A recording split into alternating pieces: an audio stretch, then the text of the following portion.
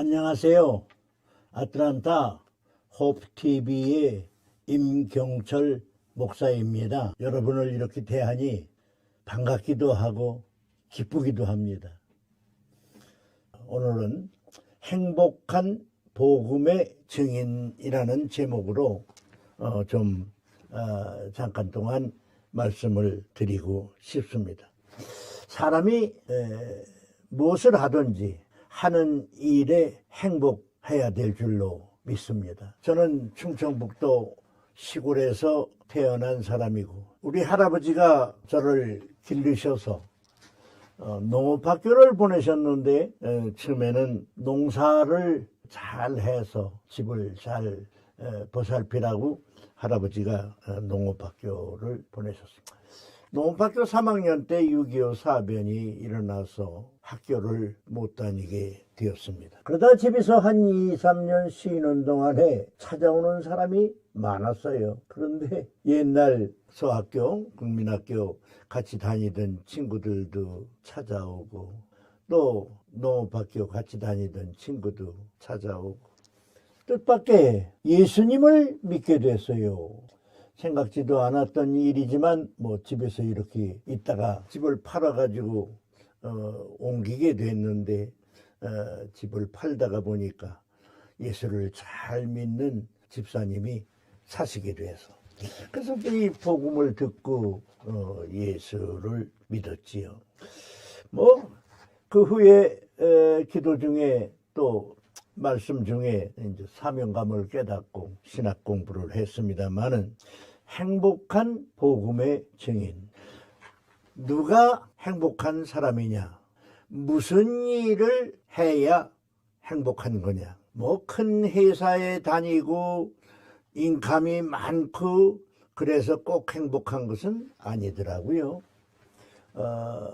제가 오늘 성경 가운데서 깨달은 것인데 행복하다는 것은 자기가 하는 일이 의미 있는 일이고 그 일에 자기가 감사하는 마음이 있을 때 행복하다고 생각합니다.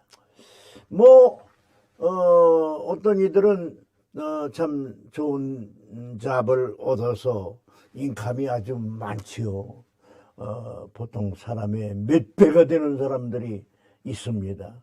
그렇다고 행복한 것도 아니에요. 어떻게 중간에 변동이 생기는 사람도 많이 봤어요. 회사를 그만둘 수도 있고 또는 참 비극적인 삶을 살다가 마치는 사람도 봤습니다. 바울은 길리기아 다소 출신이고 가말리엘 문화에서 어렸을 때부터 훌륭한 가문에서 좋은 공부를 하고 참 유망한 청년이었지요. 때마침 이스라엘의 산간 벽지에서 태어난 예수 소문을 듣고 엄청 박해한 사람이지요.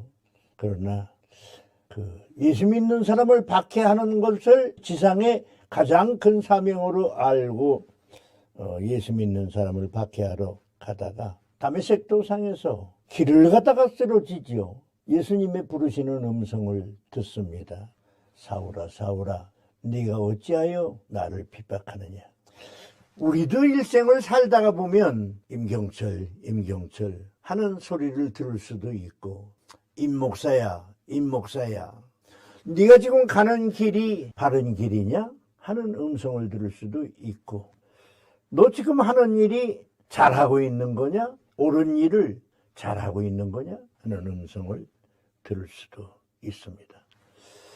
이 바울이라는 사람이 예수 믿는 사람을 잡으러 가다가 주님의 사명을 받습니다. 그래서 복음 전하는 사도가 되지요. 오히려 자기가 박해하던 예수를 전하는 사람이 되지요. 바울은 그 복음 전하는 거 하나를 평생의 사명으로 알고 살다가 그때로 봐서는 많이 산 거지만 60세를 조금 더 살고 순교를 합니다. 바울은 오늘 갈라디아 1장 1절부터 12절에서 첫째는 사람들에게서 난 것도 아니요 사람이 보낸 것도 아니라고 했고 둘째는 내가 이렇게 복음을 전했는데 이 세상에 이 같은 복음은 없다. 그 말씀을 다시 밝혔습니다. 자기가 하는 일에 만족하고 감사하고 행복한 사람이 돼야 일생을 의미 있게 지낼 수가 있습니다.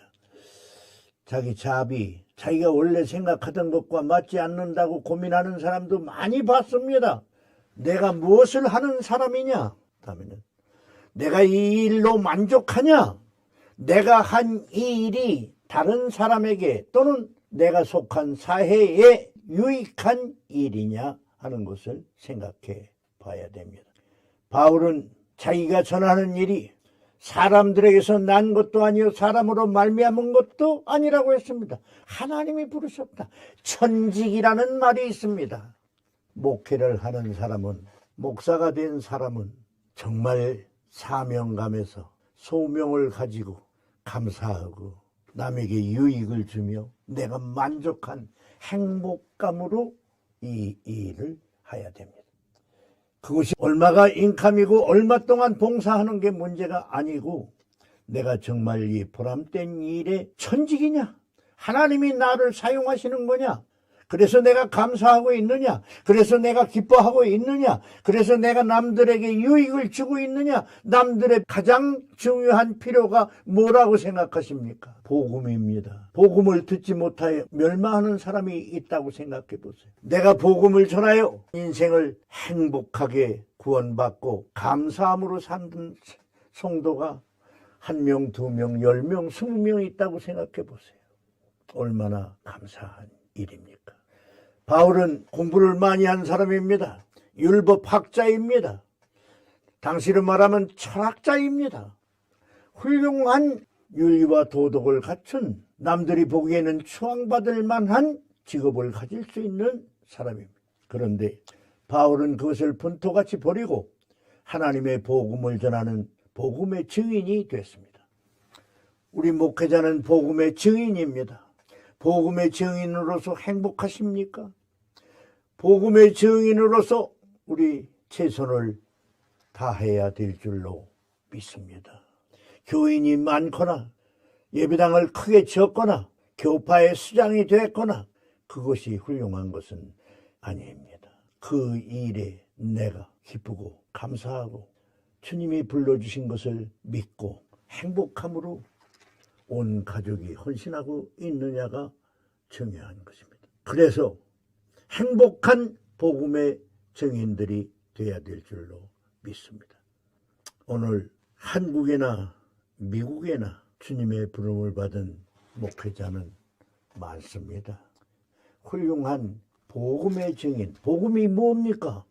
복된 소식입니다. 기쁜 소식입니다.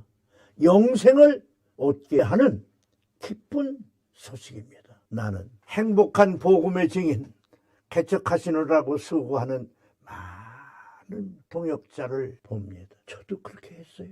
다행히 좋은 선배님께서 저를 길러주셔서 큰 고생은 안 하고 독립교회 담임 목사가 돼서 주님께 영광도 되지만 부족한 점 한없는 감사함을 느끼고 61년을 살았습니다.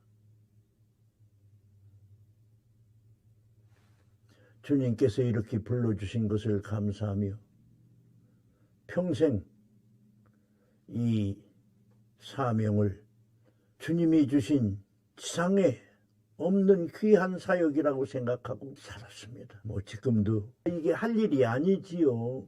어떻게 보면 내일 모레 90입니다. 이렇게 나이 먹은 사람이 열심히 지금도 이렇게 하는데 그렇게 많은 시청자가 있는 것도 아닙니다. 그래도 저한테는 그 시청자가 너무 귀합니다. 사랑하는 시청자 여러분, 우리에게는 하나님이 주신 사명이 있습니다.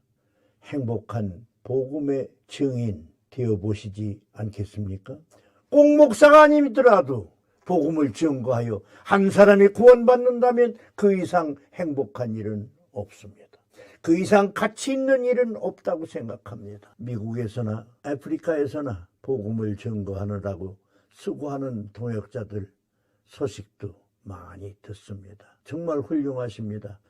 행복한 복음의 증인으로 일생을 쓰임받고 무슨 상을 어떻게 받을는지 모르지만 상 얘기를 많이 하고 싶지 않습니다. 우리를 구원하신 주님을 기쁘게 해드리는 주님의 종으로 남은 생애를 주의 뜻을 따라 헌신하십시다. 감사합니다.